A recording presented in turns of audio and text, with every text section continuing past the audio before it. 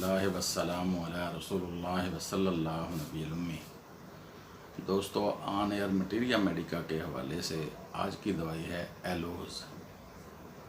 यहाँ मैं कर्ज कर दूँ कि अगर आपको ऑन एयर मटीरिया मेडिका या हमारा चैनल पसंद आ रहा है तो इसको सब्सक्राइब करें, बेल आइकन को दबाएं, इसको शेयर करें और लाइक भी करें। आज की दवाई है एलोज़। एलोज़ बवासीर के हवाले से मशहूर दवाई है। ऐसी बवासीर जिसमें अंगूर के गुच्छों की तरह मोके बनकर मकद से बाहर आ जाते हैं, जिनमें बहुत शदीद जलन दर्द होती है और उस दर्द जलन को ठंडे पानी के इस्तंजा से सुकून मिलता है। ये पेट दर्द की बड़ी ज़बरदस्त दवाई है।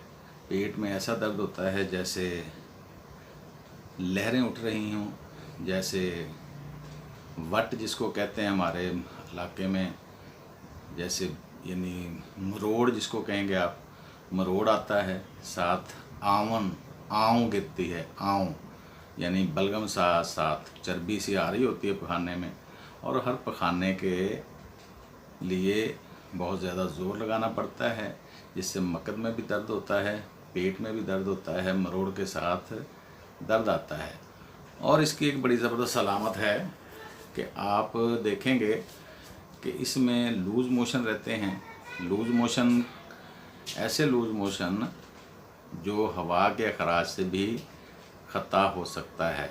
पखाना इनवॉलेंटरी हवा के अखराज में भी निकल सकता है, इसलिए पेशेंट को अपनी मकद पर ध्यान रखना पड़ता है कि हवा के अखराज के साथ ही पखाना ना निकल जाए। खरूजे मकद और खरूजे रहम के लिए भी ये बड़ी अच्छी दवाई है।